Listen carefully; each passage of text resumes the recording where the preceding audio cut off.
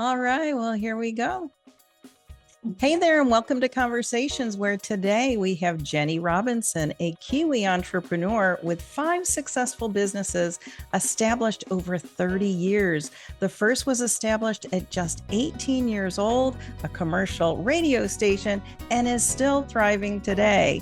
Now, Jenny runs an equally successful tech startup and an alpaca farm. Her PhD is in collaborative leadership, and Jenny believes that we rise by lifting others, which is a quote from Robert Ingersoll. Welcome to the show, Jenny. How are you today, and where are you coming to us from? Hi, Dr. Kelly. Thank you so much. I am in the middle of the UK, in the middle of England. I'm as far away from the sea as you can get, and I'm on my alpaca farm. So, little example of an alpaca being held up for anybody who's watching. And I have 16 of them, and this weekend I will be rolling up my sleeves and shearing because they have to have their fur Oh, taken off. and so how often does that happen? The fur? Just every year, but it will take me a few weeks to get through them because I do it by myself. Um, I work, actually, it's part of the same philosophy of leadership, which is they're bigger and stronger than I am. I can only succeed in this if they are going to not exactly help, but they're going to cooperate. They're going to understand what I'm trying to achieve, Yes, and they have to play their part. that's So, right. This sounds like it's another book. Leadership lessons from the alpaca farm. don't worry. I often use my alpaca to explain my leadership theories, and I often test my leadership theories out in the wild. Yeah. That's amazing. Well, I would love to read this quote. It's a very intriguing quote that I have from you. And so I'm going to read that, and then we're going to go into answering some of the questions that I have for you. Sound good? Yeah, great. All Go right. on. All right. So this is what I have. When you see that leadership is essentially about relationship, we also see that the way we name and develop leaders needs to include their skills as a leader who coaches. This allows us to transcend issues of power, hierarchy, and status and look for leadership in the collaboration between and across groups of people, whether that is formal teams or informal teaming. A new lens on what leadership looks like changes everything. That was like, to me, when I read that to me was interesting because it sounds like that we've gotten leadership wrong. And so, what say you Okay. about that? Okay. Um, so I went to university to study leadership. I wanted a PhD in leadership. You know how it is when you go back to study, all your preconceptions get stripped away. You get told by your professors to go find the evidence, to go and define your terms, to go and search out what everybody else has said. So I went off and I was looking at all the leadership studies. There's 100 years of academic research into leadership. And what becomes very clear when you start looking at the research, we don't actually have a good theory of leadership. What I mean by that is if you think about a different mode.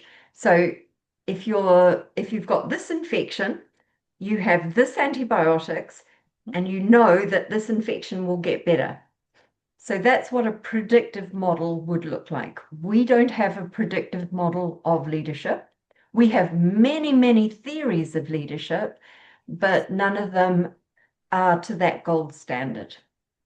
And part of the reason is because we keep treating leadership as if it's a single variable. So input, process, output. And I therefore stripped everything back and I said, what would leadership look like if we didn't know what leadership looks like?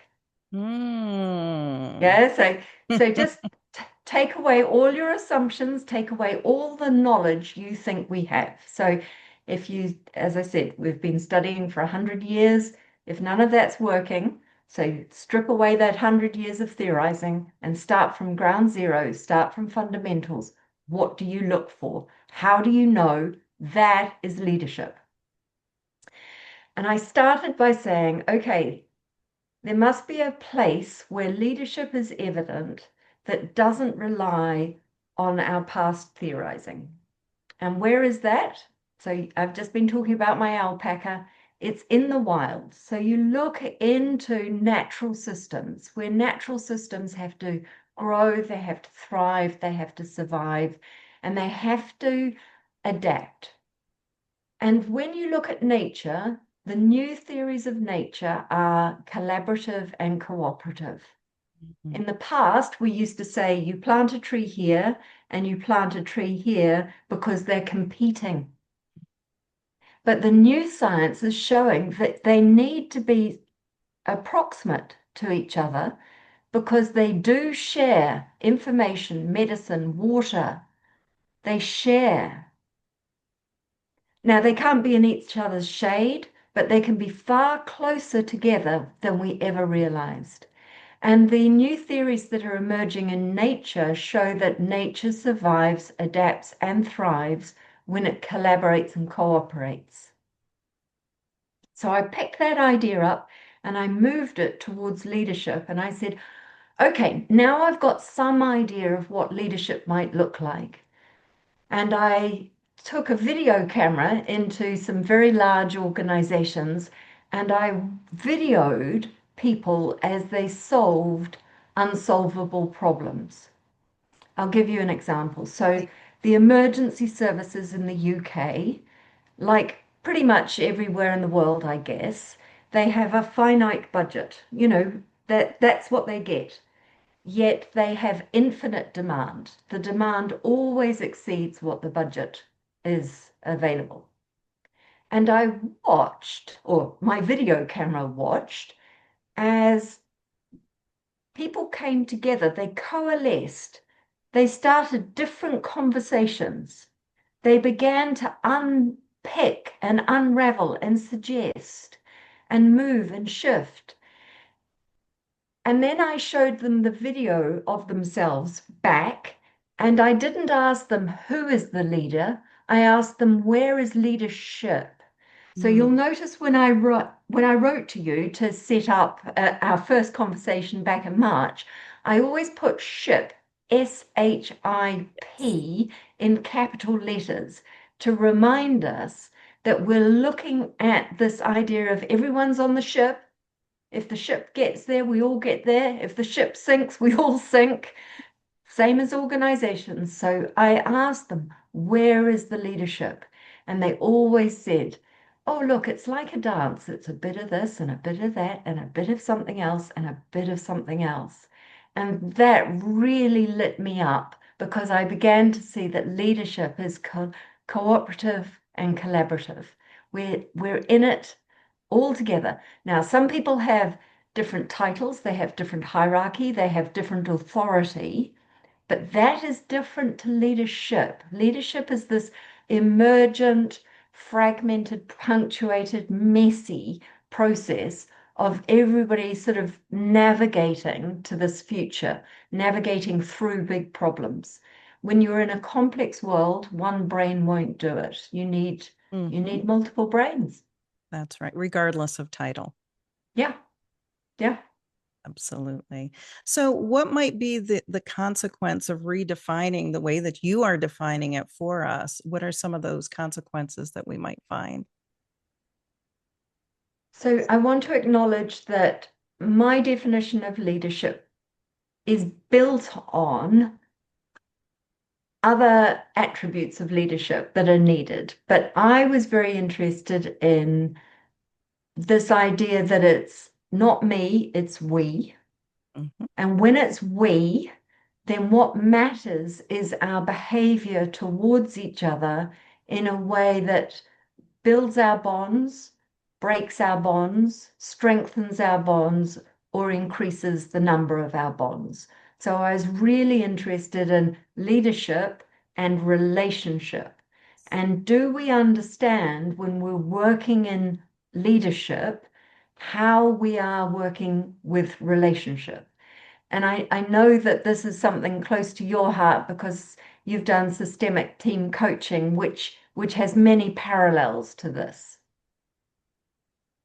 Yeah. And helping teams understand. I mean, when you are working with leaders or even in your research, what did that even look like? Like, how are you coming in and you're probably not saying much, like you said, you had your camera with your research, and then you are bringing, the team back in or the group back in and having them pinpoint where they saw leadership. Were these aha moments for them? Yes, very much so. Yes, very much so. Um, Especially in, for example, organizations which are very hierarchical. Emergency services, they're built on the same hierarchy as the army, the navy. They have inherited this idea of a chain of command. They need a chain of command because they go to emergency situations and they need to know who's in charge. But nevertheless, they had the ability to address problems in this emergent manner using their relationships to investigate and to understand and to unpick and to explore. So that was my PhD and the work that I did that got me really excited. What then happened is a funny aside, but it is a funny aside. When I started my PhD, the university lined us up in alphabetical order. They literally lined us up in the lecture theatre for 3 years. We always sat by name in alphabetical order. And the guy I always sat next to was a guy called Phil Renshaw. So he's a Renshaw, I'm a Robinson, R and R, we were always together. And kind of inevitably, we got talking. And he was the one who said to me one day, let's write a book. I think, we have a book inside of us. And so we set about trying to write about this concept of leadership that was focused on raising everyone up. We rise by lifting others, as Robert Ingersoll says.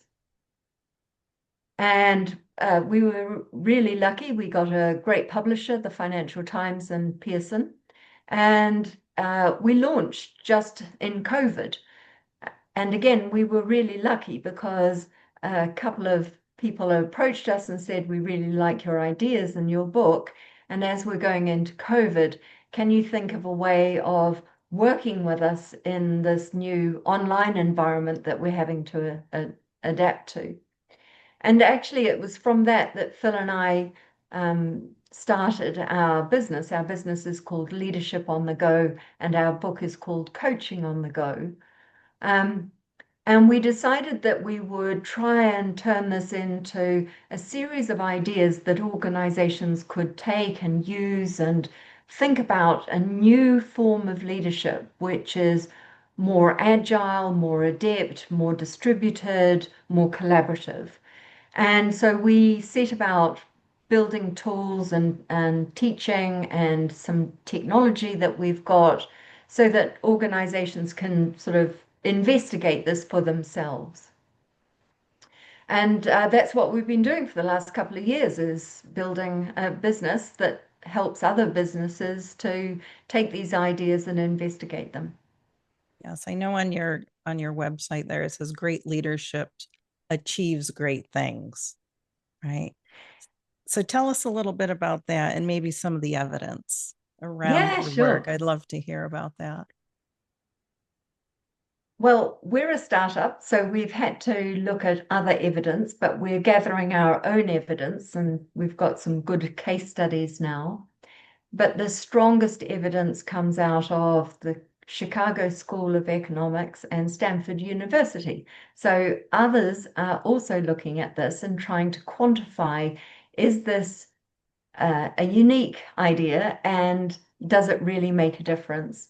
So the best evidence comes out of a study which is called something like, I've got it here, it's called The Value of Bosses, and the reference is Laser et al. 2015. I'll put those in the show notes for you. Please. Yes. Uh, and what they are able to show is that a great boss can increase the productivity of a team by about 50%. That's huge, huge, Yes. right? Everybody wants that. 50% is huge. So Yes. 50% uplift in productivity, 3 times the normal level of engagement, and approximately 30% top talent reduction. So that means that the highest performers in your team are not going to leave as quickly as they would otherwise. So you've Important. effectively you've effectively leveraged your top talent by working this way. So that's the value of a great boss. Then there's a second study, which is Hoffman and Tadelis 2021. And they then drilled down into, so what is this good boss? What is this great boss? And it's exactly the stuff we're pointing to. It's exactly the sets of skills that we're working around. We call them coaching skills, but we're not trying to turn leaders into coaches. We're trying to say these are the skills that will help you with the bonding. So building the group, more relationships, better relationships, deeper relationships, so that people are able to step forward and make that contribution. So uh, those two studies, which are by economists, they're not by people in the leadership field and they're not by people in the HR field, so they're really rigorous. Those two studies really helped us to evidence that this is worth pursuing. You Now, in the also, meantime, yes, sorry, go please ahead. go No. ahead. No, please go ahead. Well, I also wanted to note about the 10% uplift in stakeholder satisfaction. And many times people aren't thinking about stakeholders. So I'd love to hear maybe about that as well. There's a lot more evidence about that. So there's a lot of evidence that says um, what happens inside the organization is directly reflected back in terms of levels of customer service, uh, satisfaction with that service, reputation, brand awareness, all these external factors that you might want to look at, they are almost directly proportionate to whatever is happening inside the organization. Excellent. Very good. And now, would you like to finish your thought? Um, Well, my thought was just simply that the way that we work with organizations is we help organizations to look at this broader concept of leadership. So we take groups of people, irrespective of title, irrespective of hierarchy, also irrespective of age or experience. We can help each individual to look at the skills that they currently have, and then we help them to build out for themselves more skills or different skills, which are focused on this idea of leadership as an emergent property across the group. But we also look at the experience of culture for each individual. So nobody else is doing this, but it's really important because, of course, we are not an island. We are always in relationship with somebody else. And if you don't feel safe, and if you don't feel you belong, and you don't feel like you can make a mistake, and you feel like somebody else is grabbing the starlight from you, then your willingness to step forward, even if you have those skills, will be reduced. So, this interaction effect between the individual and the culture and the individual is really important. And we now have a way of helping individuals, teams, functions, and organizations, so all the way up, how one person and many people are interacting and how that's building culture, but how the culture is also building them. So we look at the two together. And I imagine that that spans across not just the organizational culture, but national culture as well. Because when we're talking about organizational culture, we also have to think about what are people coming to that culture with. Yes, and the way that we're working is from their perception, not our perception. So, exactly as you say, it's not our way, it's their way. It's for them to say what's going to work, it's for them to say what's appropriate in their culture. We're working in 25 countries currently, and we're working in 5 languages. And that means that we've got to be as inclusive and as understanding of different norms and different expectations wherever we're working. For exactly the reason that you say, they start from a different place. We've got to start where they are. So let's talk about Gizmo. Oh, I'd love to. Let's hear about that. Okay. Well, we were inspired by the paper by Laser et al. In 2015. And we ran a series of workshops. I think we've probably done this more than 600 times now. And I don't want to give the game away because if we've got people on the podcast who actually come and do any of this with us, I don't want to completely um, foretell what we're going to do. But what we do is we run an exercise with groups in the organization that they're in, and we get them to tell us uh, what does this look like? What should this look like? A bit like the way I did it with the video, which is it's not us saying what great looks like, it's them. And we take them through a little process. It doesn't take very long and it's fun. And then we put up what they say, and then we show them what every other group we've ever done this with. And it's like a hand in a glove.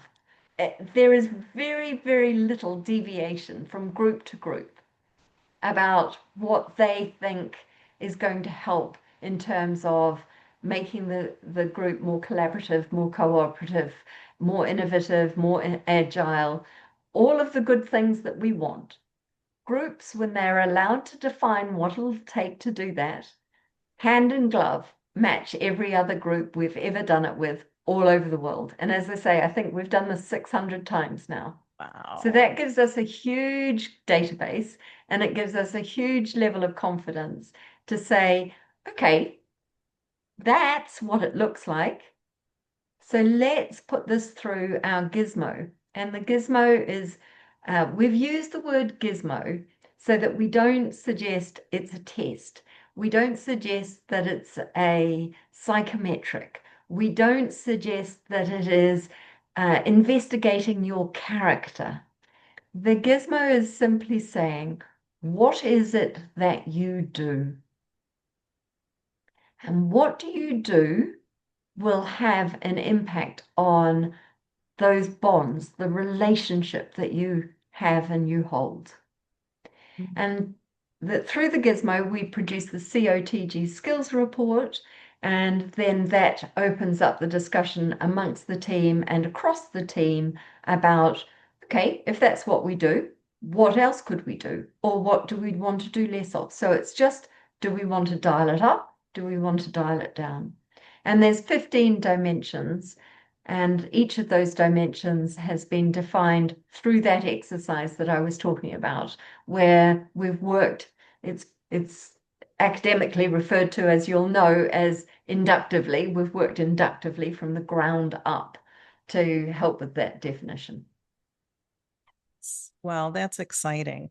And I know that you are doing amazing, amazing work with leaders and teams. And it is so impressive, to have learned a little bit more today. And I know that the audience is they're piqued interest for sure. I would love to be able to direct people to connect to you and learn more about the work that you're doing, as well as how they can maybe look into Gizmo, Coaching on the Go, your book. So tell us where they can find you. Yeah, great. I'd love them to. Anybody who is interested in collective and collaborative leadership, you can check me out. I'm on LinkedIn and I'm Jenny Robinson, and you can search for Leadership on the Go.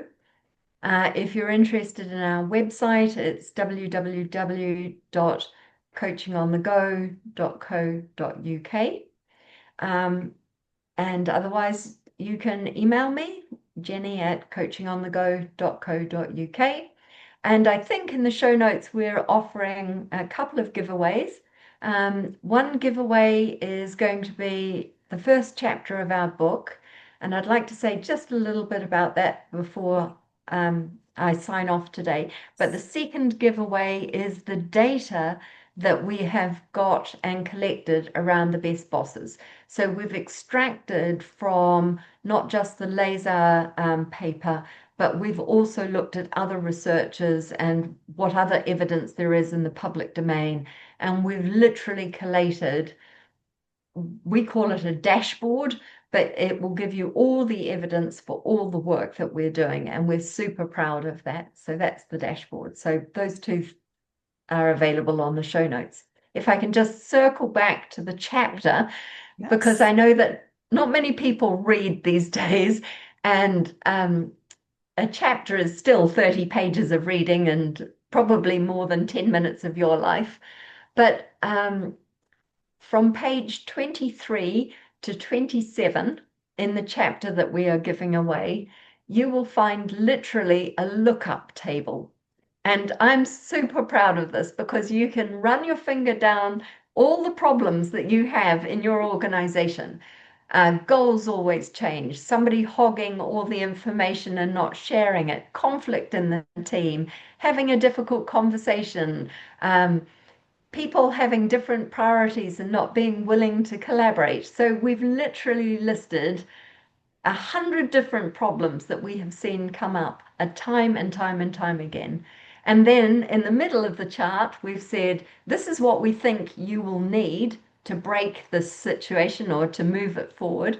And then we've got a lookup table where it says, go to page 81, go to page 190. Perfect. And I've never seen anybody do Super that. And I was easy. just, I know, I was so pleased with the idea of making it sort of like we're not pretending that, sure, we have huge academic qualifications, we've done huge amounts of research, but we wanted to just make this stuff accessible and usable. And our tagline is how to lead your team effectively in 10 minutes a day. So everything in our book, everything that we do, we try to do in 10 minutes.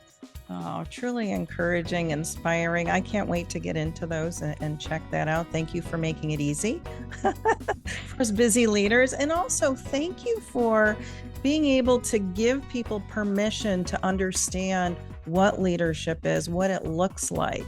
Because so many times I feel like people need that permission for them to move forward. And if they're not getting it from someone, then it doesn't go anywhere. So thank you for that. I appreciate that.